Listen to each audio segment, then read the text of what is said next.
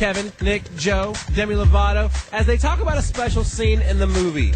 And when you see the movie tomorrow, you will know all about the water balloon fight. There were 6 different days of shooting where I also had to get drenched. And Kevin's gotten wet so many times in this movie. Got drenched. So I think the writer, when he went through the story, was like, and then Nick gets wet again. Yeah. And it happens again. Get it out for Nick for sure. But I think the one day that got me though was when I had to show when we did. It was 4 a.m. and it was so cold, and they were like, Kevin, you have to be completely drenched in water as if you just fell in the water, but you're just walking into the scene now. So I'm soaking wet at 4 a.m. It's freezing. You can see the steam coming off my head.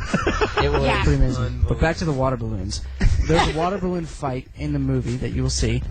Mitchie's getting a little stressed out about just getting it all prepared.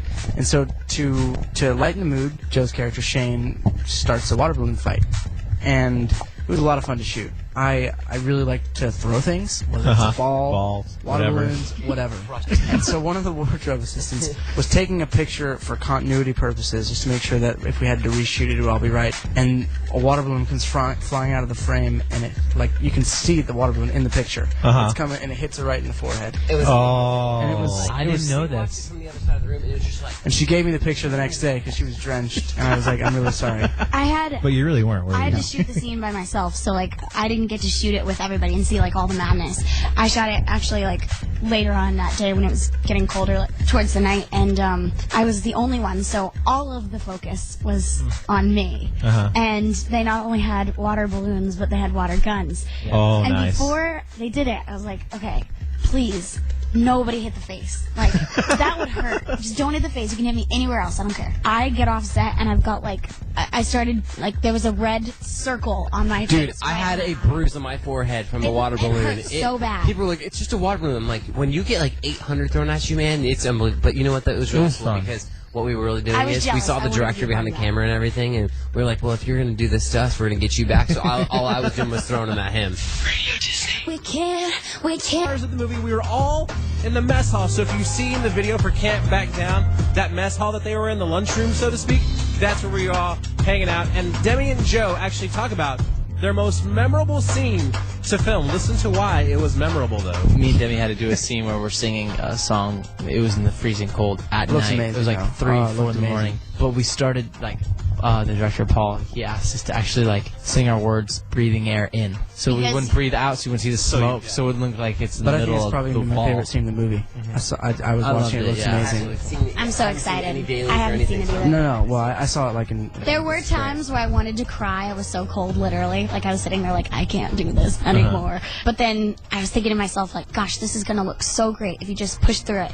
And that in itself is motivation, and it just makes me feel more confident whenever I know that I might have to work on another cold set. The funniest part for me is thinking back to when we were on the road this summer, and I was like, man, I might go pick up a jacket to wear, while I'm up there. It might get a little cold during the tail end. Little did I know that it was going to become Antarctica up here at a certain point. But no, here's the thing. Now it's warm outside. Yeah, of course. But now it's warm outside. But it's all a state of mind. We had a great time, and it didn't matter that it was cold. It was a lot of fun. And we're going to close it up with messages to the fans. What do the Jonas Brothers and Demi Lovato want you to take away from Camp Rock 2? We'll find out next on radio. I have to sort of warn you a little bit. Kevin, Nick, Joe, and Demi, well, actually, minus Joe. Kevin, Nick, Demi, they tell you what they want you, the fans, to take away when you watch the movie.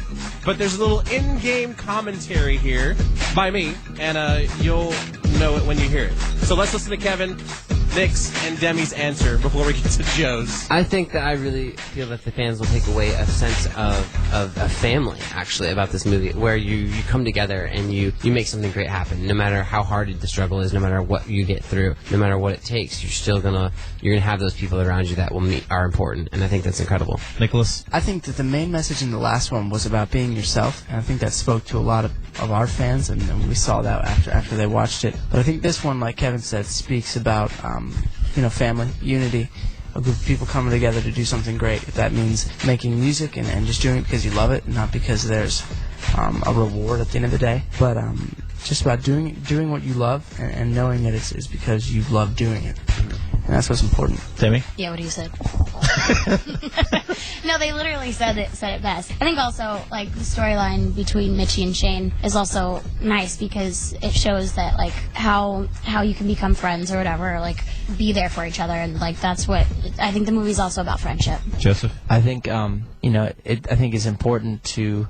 Now, just to let you know, at this point in the interview when we're talking in the mess hall, Joe absolutely spoils the movie for me, so we'll edit all that out. So you'll hear us make fun of Joe, and you'll hear Nick hit his head with a microphone. Here we go. Do I need to edit that out? Yeah.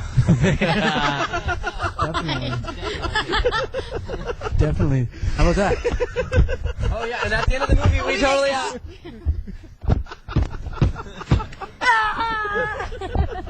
I'll say my real answer. Okay, go. I hope that fans take away from this movie is that it's all about being friends with. I don't know. I just want to say. I already got. Here we go. I think Nick and Demi already said it best. Maybe we should, we should just end it right here. Nick and Demi. Really, what Nick and Demi said. I agree with them. Thank you. I thoroughly enjoyed this conversation. Me too. We missed you. I I concur. hope your arm feels better. Me too. Dude, you're Probably the man. in June, Next probably will time, feel better, and next yes. time, you're saving. When you have to scale a building to save someone's life. Yes. When they're hanging from the don't rafters. do When you no. What just are you make sure talking because about? that's how he broke his arm. Come on, with a damsel in distress. Oh, Yeah. yeah. Right. So make sure. You know. No, that's not. He was. He was obviously fighting with Chuck Norris. He was obviously on the set of Camp Rock. He was 2. obviously just bouncing. Okay. Obviously, he bounced a little too hard, and he did the chicken wing, and it broke. I did the so, one-arm chicken wing. Good night, Ernie D.